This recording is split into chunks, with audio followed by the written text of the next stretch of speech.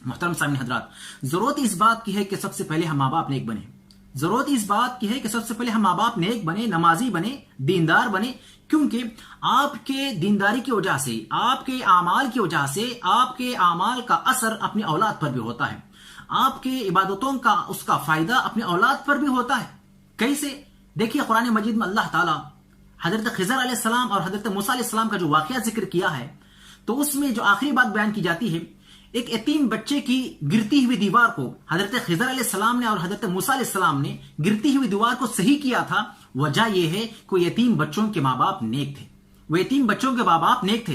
तो बात यह मालूम हुई, जब माँ बाप नेक होते हैं तो उसका असर, उसका फायदा बच्चों पर भी होता है। यहां पर अल्लाह ताला देखिए, माँ बाप जब नेक होते हैं तो खिजर अलैहिस्सलाम के जरिए से उस दीवार को या उन यतीम बच्चों को मदद करवा रहा है, उस दीवार को ठीक कर रहा है। तो बात यह मालूम हुई कि अगर माँ बाप नेक हैं, अगर माँ बाप नेक हैं तो इसका फायदा दुनियावी फायदा भी होता है, उसका उखरवी फायदा भी होता है। मोहतरम सामने हजरत, हमको चाहिए कि हम नेक बने, दीनदार बने और अपने औलाद को भी नेक बनाएं। इसी तरीके से अगर हम सहाबा इकराम की जिंदगी को पढ़ेंगे, हमें पता चलता है, हमें मालूम होता है, हजरत अब्दुल्लाह इब्न मसूद रज़ियल्लाहु अन्हु के ताल्लुक से आता है, इंदमा काना युसल्ली मिनल लैल वब्नुहु सगीर नाइम फयंजुर इलैहि खाइलन मिन अजलिका या बुनई।